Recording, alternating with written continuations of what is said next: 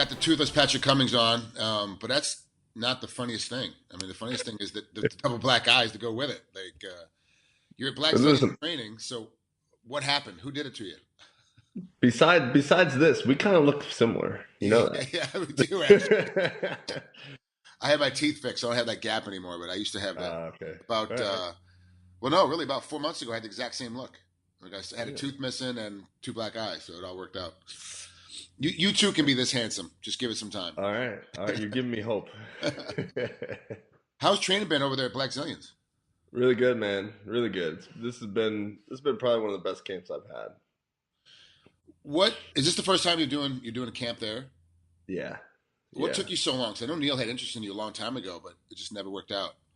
Yeah, I think I was set with my previous setup, you know what I mean? But Yeah, looking back on it, it's like, man, I wish I would have done this a long time ago because it wasn't as great as I thought it was.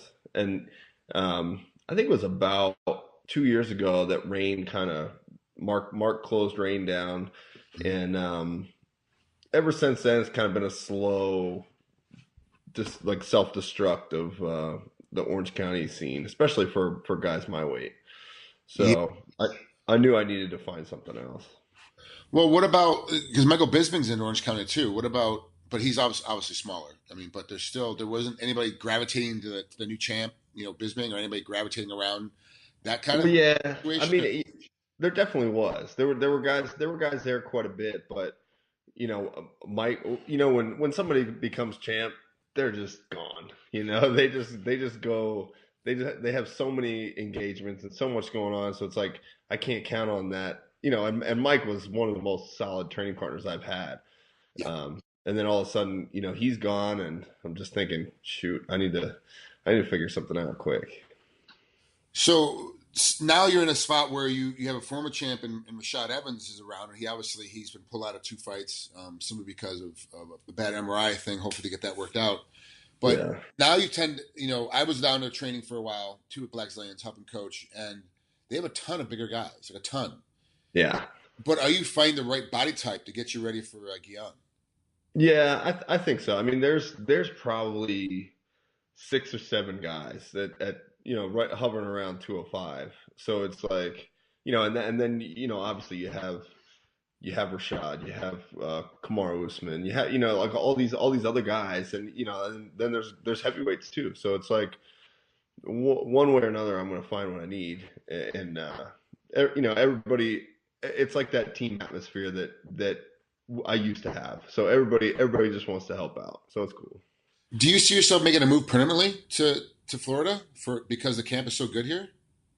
Yeah, definitely. I mean, this was kind of like my trial period. I came out once in August just to kind of feel things out. Had talked to Neil a little bit, and actually see what training partners were down here. And I was down. I would think I was there for like 2 weeks. Got a taste of it, and I was like, okay, I'm definitely gonna. Sorry about that. That I'm has got to definitely. be one of the most femme ringtones I've ever heard. What Come the on. hell was that? Seriously, that's your ringtone? What do you have?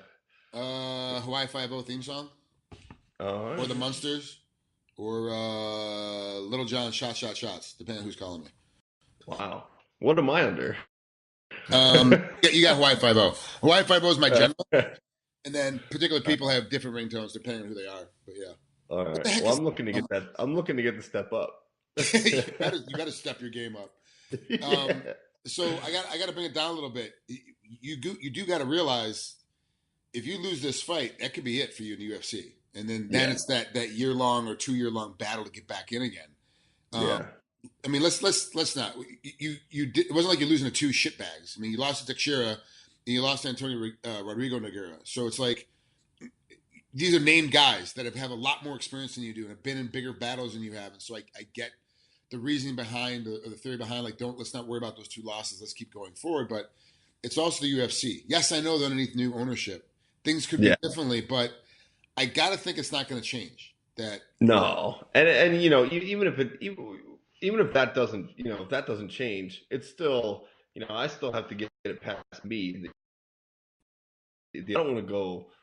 I yeah, don't want to go lose another fight and feel like a shitbag. So I know the pressure's on. I gotta, but I feel like that's I'm okay with that. I know that I made some mistakes in my past couple fights, and I'm ready to. I feel like I've made the right choices now to go out there and get a win. Well, just from a guy that's on the outside looking in, we've never trained together. I've never coached you. I've never been in the same area as you. But just watching your fights and talking to Neil a little bit about how you train and stuff. Obviously, the biggest thing is that you're such a good wrestler. You rely on your wrestling far too much, which causes your hands to drop, which causes you to get hit, and For that's what sure. the biggest flaw is. So, did you have to spend a lot more time of adjusting how you wrestle by keeping your hands up higher for longer, or did you spend more time in learning how to really defend from a boxing standpoint, how to defend shoulder roll and block with your hands? Right. I would say, I mean, obviously it's a combination of everything, but I think the most important thing that sticks out in my mind is the footwork. I think I have a real tendency to get into a battle and get stubborn and either press forward or just stop. And that's when you're a sitting duck and you're gonna get plastered with punches, especially from guys that know what they're doing when it comes to stand up. So I think just keeping that motion up and not my tendency is just to press forward so hard, and I think I need to let things develop a little bit. I need to apply pressure, but I also I need to take that step back and and find my range, step in and out of range at a smart time.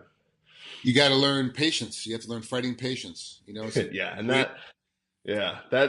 that's been my biggest struggle. Even on the ground, I rush from one position to the next, and Yeah, there's no I have 15 minutes, and that's not it doesn't sound like a long time, but man, in a fight, that's a long time, and you can wear somebody out. And I when I have somebody in a bad position, it's up to them to improve, and it's not up to me to change and make something else happen. It's like, man, the pressure's on you, bro. I got you down. I'm beating you up. I can stay here all day. So one of the best things that taught me how to be patient was just taking that gargantuan fucking giant Neil Melanson and making and rolling with him. And no matter what you're doing, he's slowing you down. You can't go fast with him because he's got everything no, locked down. So you learn real quick on how to be patient, and you learn real fast. Okay, I'm eventually going to get to that Kimura. I'm eventually going to get that Americana, but I got to wait a second before I get there because I got to get through both these tree trunk legs first. And yeah, that yeah, helped me a lot learning patience is having him slow me down, and tie me up for 15 minutes and be like, this is yeah, stupid, but you learn quick. yeah. How has it been with the other with like a lot of the other 205 pounders and other heavyweights in the room? Everyone's super competitive. The Black Zillions are no other place. Yes, they're a team and everyone wants to help each other out, but there's still that, you're the new guy in the room. We got to give you lickings to let you know who the top of the chain was. Did you get through that? How was it going through that hey, I'm the new guy in the room kind of thing, kind of feeling? Yeah, I mean, that's always something awkward. I mean, you've traveled around, you've gone from gym to gym, and every time it's like, ooh, there's some fresh meat coming in. Everybody's got that same mentality. But that's kind of why I decided to stretch this camp out a little bit longer. Normally, I'll go 6 weeks, and that's all I need. That's all my body can really handle. I'm 36, and Yeah. if I push myself too far past that, I'll start slowing down and feeling bad. So, but I stretched this camp out. I took my time, and I took a little like a week break in the middle of it to kind of get my bearings. But that starting early kind of helped me get the ball rolling with all these guys and kind of become one of the guys and have them that way I feel more comfortable, and they want to help me. Were you training before you showed up for training camp, or did you finally just start training at training camp? No, I've been training, but my training's been spotty. It's just been kind of like, all right, I'll come in and do a little boxing, or I'll come in and hit pads, or it wasn't like the regimen here. It's Yeah. like every day it's something going on, and Yeah. you know f- for the goal ahead. So it wasn't that atmosphere. It was kind of a little more laid back, but I think I kind of needed that. I needed a little time. Does Guion have everything? And obviously, you watch tape on him, and you're looking at him. What does he come in as a fighter? when you see him, you're like, okay, I definitely got to watch out for this when he's coming Yeah, out, get ready to fight. he's. I think he kind of fancies himself as a striker, and he really loves to throw the leg kicks. And I think, as a wrestler, that's a good and a bad thing for me. Yeah, Because obviously, every time a leg comes at you, you want to grab it and take him down.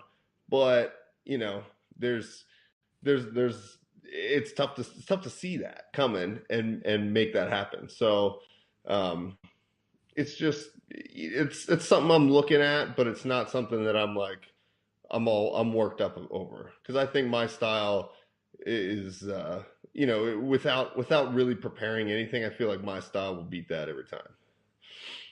yeah, you being aggressive and staying inside, but picking your spaces, and you do tend to win very easily when you can get your rhythm going. It's just been the last Yeah, couple of times your rhythm's been kind of offset. So, yeah, exactly. well, Patrick, it's good. I'm glad to hear you got down to Black Zillions finally. I'm glad that you're finally working with Neil now on a full time basis, and I Yeah, can't wait to see this fight. Unfortunately, I won't be at this one. I'll be up in Toronto for the day after. This is yeah. home Patrick's UFC Fight Night 102, December 9th. This one is in Albany, and then of course 206 UFC 206 is the next night up in Toronto. So, Patrick, great talking to you, man. I mean, I'm Yeah. super excited for this fight. I'm super excited to see how much you've changed since your last two.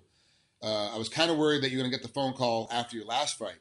That, I was too, man. I okay, was too. good, yeah, Yeah, good, yeah. good. I mean, I reached out and was like, "Hey, what's the deal?" I wasn't gonna sit around and wait. I was like, "I need to know right now, because I can't sit around with this looming over my head. I need to know." So, but Joe was cool, and he was like, "Yeah, man, we'll give you another one for sure. But we'll take some time to figure it out." So I was like, Perfect. I "Yeah, know, right? It keeps another couple yeah, days coming in. All right. yeah." Well, have a great rest of your train camp, man. Good luck in the fight, and we'll talk later on. Thanks, brother. Always good to talk to you, man.